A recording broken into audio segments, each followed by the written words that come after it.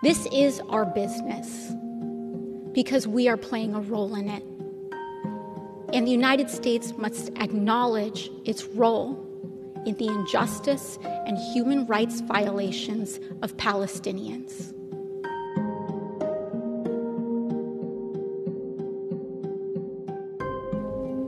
I think this has been a very difficult week for us as a global community, as communities that are concerned for human rights, all human rights, and in general, and in particular, the rights of Palestinians and Israelis alike that have been impacted by the fear and violence of this week. Now, what I think is, it's important is that I'll start with a story. As a little girl, my family comes from the island of Puerto Rico, and I grew up visiting my family on the island of Vieques and communities on the island of Vieques, where the United States bombed its own territories, its own communities. And I would go to sleep as a little girl to the sound of U.S. bombs detonating. Practice is what it was called at the time, practice. And when I saw those airstrikes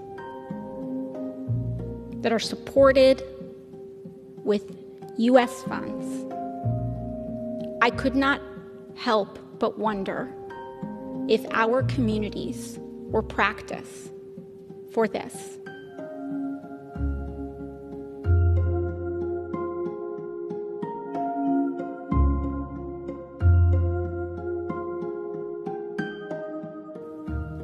This is our business because we are playing a role in it.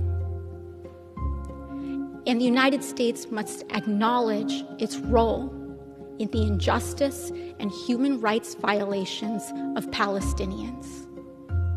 This is not about both sides. This is about an imbalance of power. When I first got here in 2019, the Israeli government refused to admit 2 members of the United States Congress, Rashida Tlaib and Representative Ilhan Omar, into the country. Banned members of this very body because of who they were. Said it was a sign of weakness. We have to have the courage to name our contributions.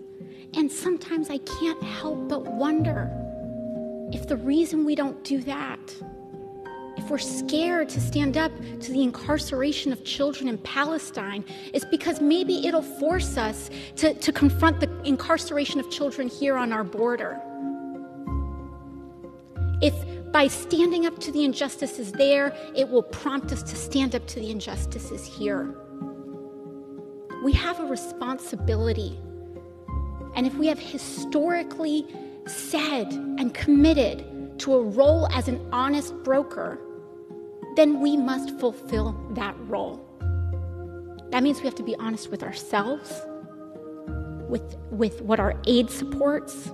We have to be honest and ask ourselves questions like why we are using our veto power and the UN Security Council in preventing statements from being released about concerns for this violence alike.